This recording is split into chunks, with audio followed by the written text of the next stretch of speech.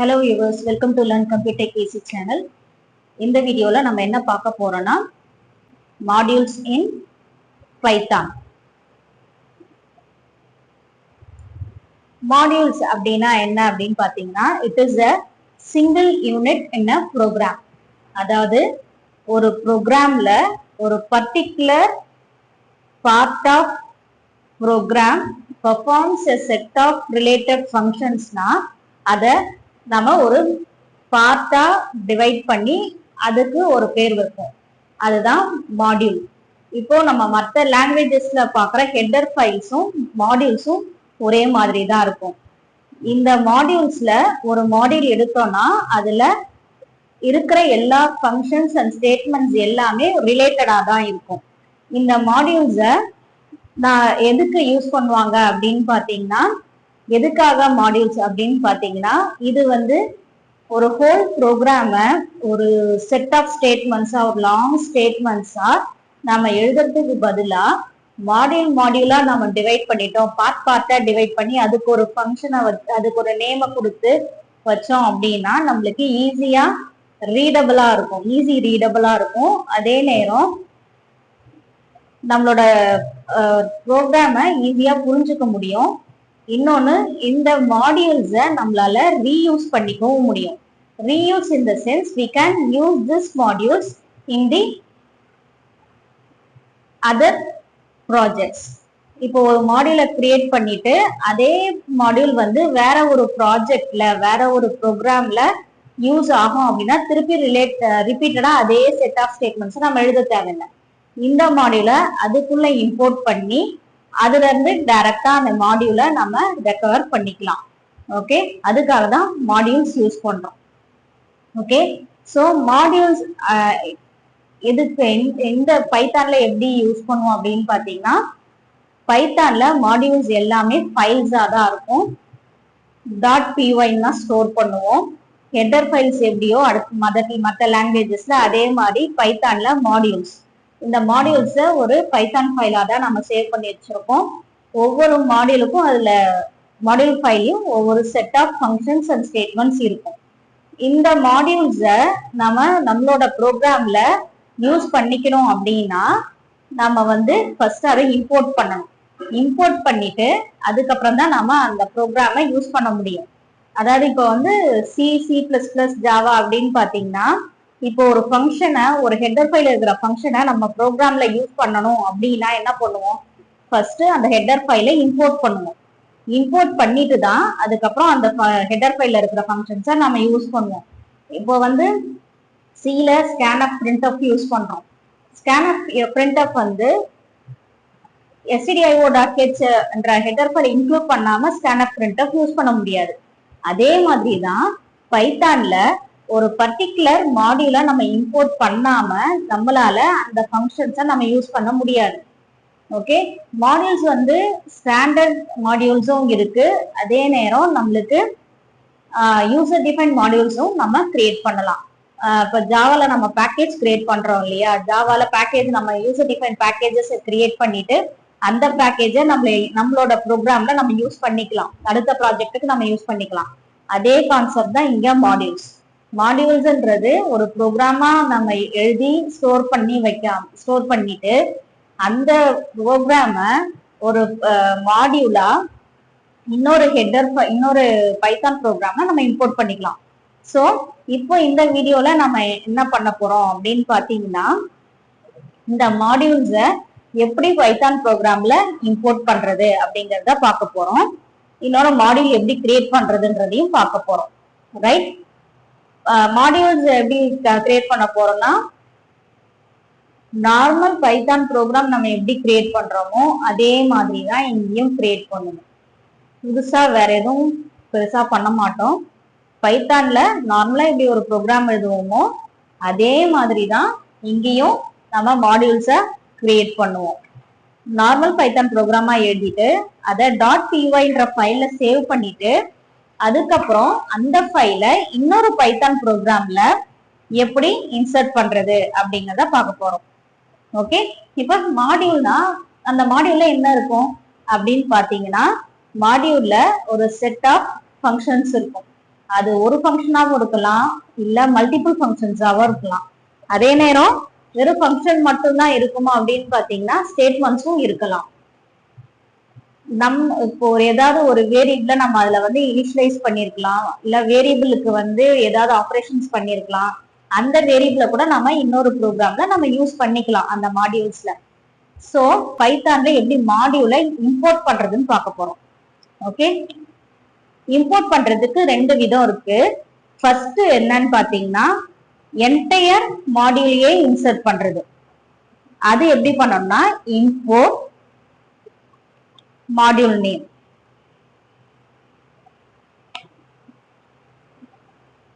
ரெண்டாவது என்னன்னா சில சமயங்கள்ல ஃபுல் மாடியூலும் நம்மளுக்கு தேவையில்லை, அந்த மாடியூல்ல இருக்கிற ஒரு செட் ஆஃப் ஃபங்க்ஷன்ஸ் மட்டும் தான் நம்மளுக்கு வேணும் அப்படின்னா அந்த ஃபங்க்ஷன் அந்த மாடியூல்ல இருக்கிற அந்த செட் ஆஃப் ஃபங்க்ஷன்ஸை மட்டும் நம்ம இம்போர்ட் பண்ணிக்கலாம். அது எப்படி இம்போர்ட் பண்ணணும்னா from module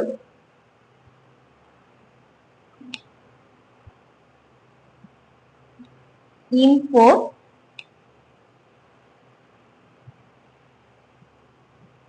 object name. Object name என்றது அந்த functions,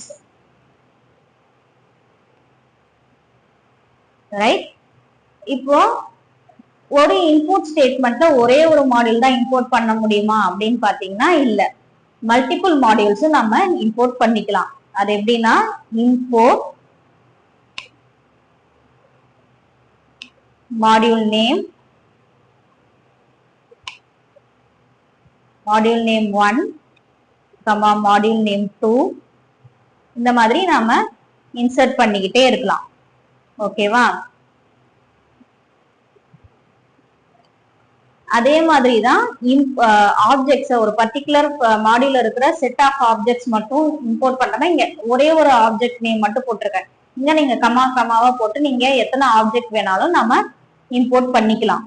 ஓகே, இப்போ இதே இதுல இந்த ரெண்டு இம்போர்ட் ஸ்டேட்மெண்ட்டுக்கு என்ன வித்தியாசம் அப்படின்னு பாத்தீங்கன்னா இந்த இம்போர்ட் மாடியூல் நேம் யூஸ் பண்றதுக்கு இந்த ஸ்டேட்மெண்ட்டை போட்ட உடனே பைத்தானோட இன்டர்பிரட்டர் என்ன பண்ணும் அப்படின்னா ஃபர்ஸ்ட் இந்த ஸ்டேட்மெண்ட்டை ஃபர்ஸ்ட் ஸ்கேன் பண்ணிக்கும், ரீட் பண்ணிட்டு அந்த நேம் இருக்கு இல்லையா மாடியூல் நேம், இதை வந்து அக்சஸ் பண்ணும். நம்மளோட சிஸ்டம்ல இருக்கிற டைரக்டரியில இருந்து இந்த மாடியூலை அக்சஸ் பண்ணும்.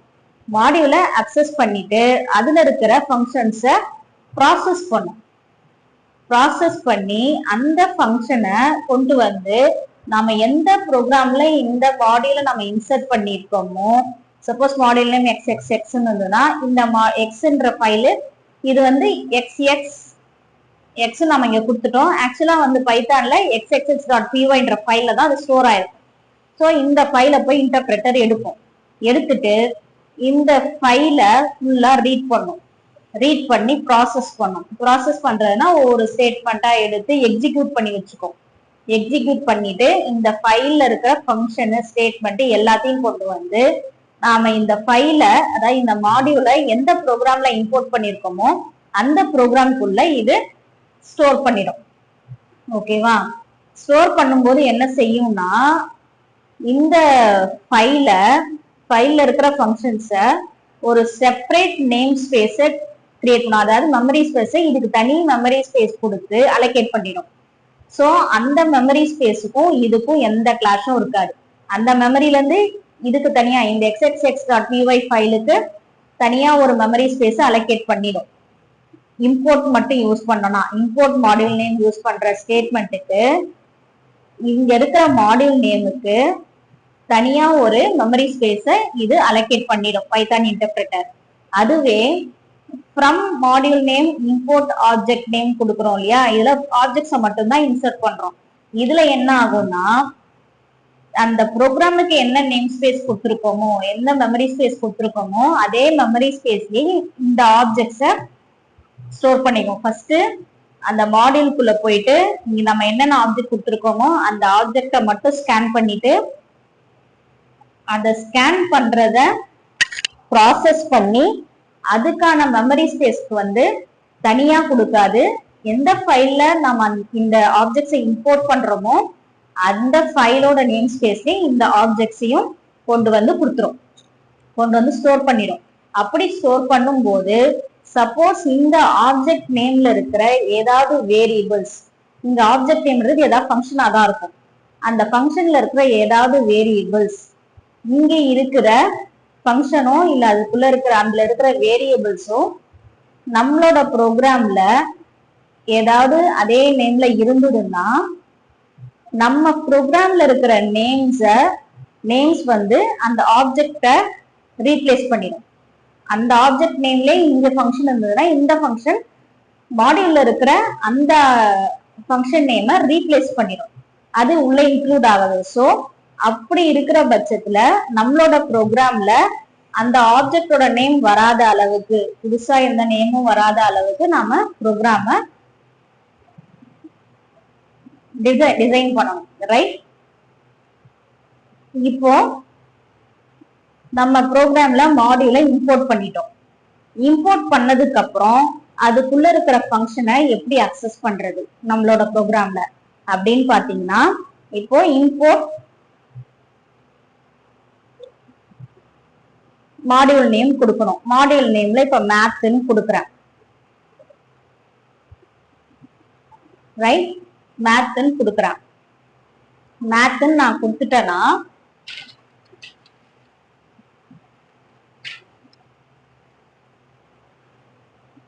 மேத்ன்னு கொடுத்துட்டேன்னா இப்போ இந்த இன்டர்பிரட்டர் என்ன பண்ணும், இந்த math.py இருக்கிற ஃபங்க்ஷனை, அதை உள்ள இருக்கிற எல்லா ஃபங்க்ஷன் ஸ்டேட்மெண்ட்ஸ் எல்லாத்தையுமே போயிட்டு ப்ராசஸ் பண்ணி நம்மளோட ப்ரோக்ராம்குள்ள கொண்டு வந்துடும். நம்ம ப்ரோக்ராம்ல இன்சர்ட் பண்ணோம், ஆனா இதுக்கு தனி மெமரி ஸ்பேஸ் கொடுத்துரும்.